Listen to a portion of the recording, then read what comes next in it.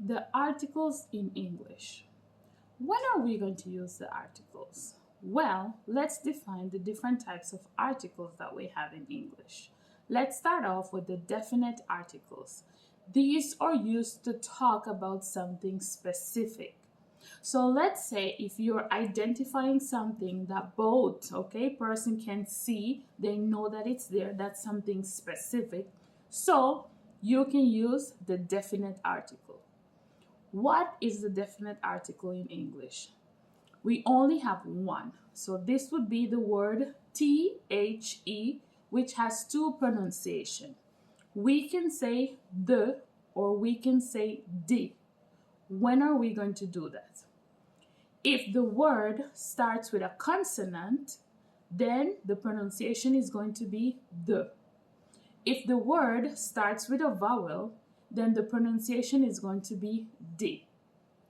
Now, going back to the definite articles, we can use the with singular or plural nouns. What do I mean? I can say the bottle or I can say the bottles with S. So singular and the plural form. Perfect. Let's move on to the definite articles. What are the definite articles in English? Well, we have two. We have an or a, but for the plural nouns, we don't have anything in English. So it's very important that we distinguish this. Okay, a we're going to use when the word starts with a consonant. So we say a bicycle. When the words start with a vowel, then we have to say an. For example, apple, we say an apple. Here, I have to make a very important distinction, okay? There are some words, that starts with a vowel, but it is considered to be a strong vowel because of the way that we say the word, okay? So in those cases, it's going to be a. For example, the most common word is university.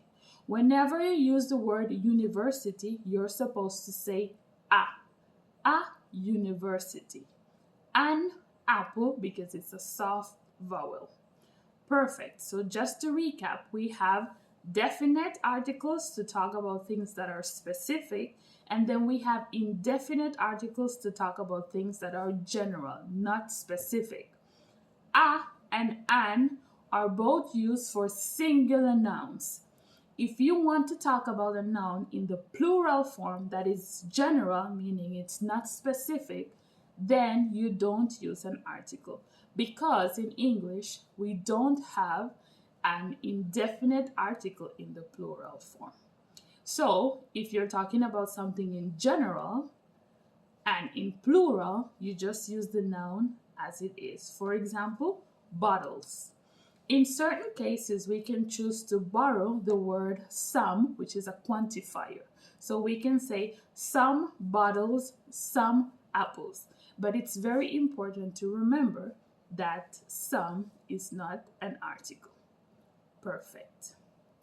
Let's move on to the exercise in a moment. Now let's do exercise 1. We have to fill in the blanks, with a, an, or the. Number 1, dash, hacker tried to access the database. Since the word hacker starts with H, we can say a hacker because we're not specifying who it is. So it would be in general. A hacker tried to access the database. Perfect. Number 2, she installed dash antivirus program on her laptop. Antivirus, starts with the letter A. It's a soft vowel, so we have to say an antivirus, program. Very good. Number 3, dash firewall blocked the suspicious traffic. The firewall, this is something specific. So the firewall blocked the suspicious traffic. Number 4, he received dash email from an unknown sender.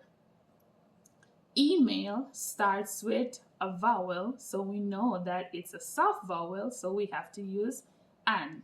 He received an email from an unknown sender. Number 5, dash encryption key was stored securely. Encryption starts with a vowel, so we have to say, okay, in this case it's specific, it's not general, so the encryption key was stored securely. If it were in general, we could say an encryption key, okay, but based on the context of the sentence, we know that it's specific, so the. Very good. Number 6, dash playbook lists how to go through dash certain detection and what dash analyst needs to look at to investigate specific incidents. It's a long sentence, so let's break it down. A playbook. So we're just talking about in general a playbook, a manual. What's the function? So a playbook lists how to go through a certain detection because it's in general, it's not specific. And what analyst starts with a vowel, so we have to put an analyst needs to look at to investigate specific incidents. Perfect. Number 7, dash essential part of ensuring that dash organization maintains dash security mindset and assertiveness is to provide security awareness training and keep their playbook up to date. It's very long as well, so let's break it down.